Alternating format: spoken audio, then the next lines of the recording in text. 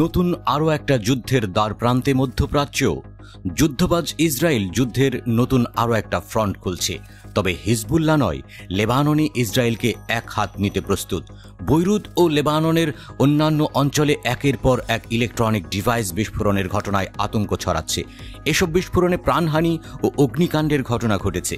ইসরায়েলকে এই হামলার জন্য দায়ী করা হচ্ছে।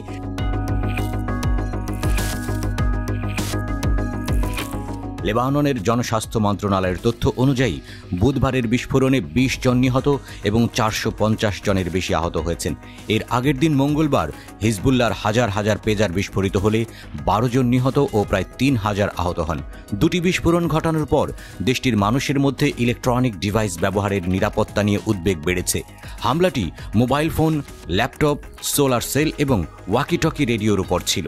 এসব ডিভাইস প্রায় 5 মাস আগে একই সময়ে কেনা হয়েছিল বলে ধারণা করা হচ্ছে।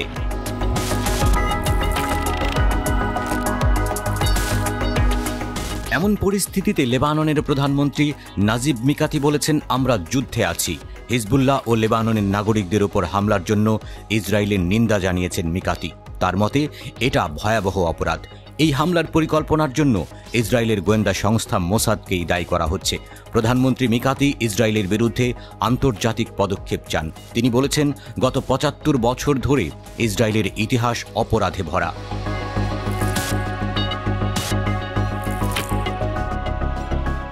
হিজবুল্লাহ বলেছে তারা পাল্টা হামলা করবে। ইসরায়েলের হামলার পর হিজবুল্লাহ নেতা হাসান সাফিয়েদ্দিন বলেছেন, ইসরায়েল নতুন সংঘর্ষ শুরু করেছে এবং এর জন্য তারা বিশেষ শাস্তি পাবে।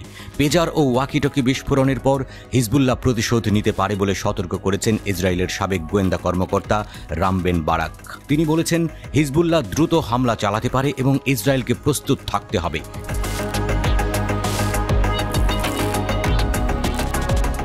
হিজবুল্লাহ জানিয়েছে, লেবাননের মাসদাল সেলেম ও ব্লিদা এলাকায় হামলার প্রতিশোধ হিসেবে তারা ইসরায়েলের 4 দফা হামলা চালিয়েছে। ইসরায়েলের নেভজিব এলাকায় একটি অস্ত্রাগারে রকেট হামলা হয়েছে। হাবুশিট পর্বতে ইসরায়েলের 810তম হারমন ব্রিগেড সদর দপ্তরেও হামলা হয়েছে। এছাড়া বেইত হিলেল ব্যারাকে রকেট হামলা এবং বায়াদ ব্লিদা সাইটে কামানের হামলা চালানো হয়েছে। এদিকে হামাসের একজন সিনিয়র কর্মকর্তা বলেছেন, গাজায় যুদ্ধবিরতি নিয়ে তারা কোনো নতুন প্রস্তাব পায়নি, না আমেরিকা থেকে আর না মিশর ও কাতারের মধ্যস্থতাকারীদের কাছ থেকে।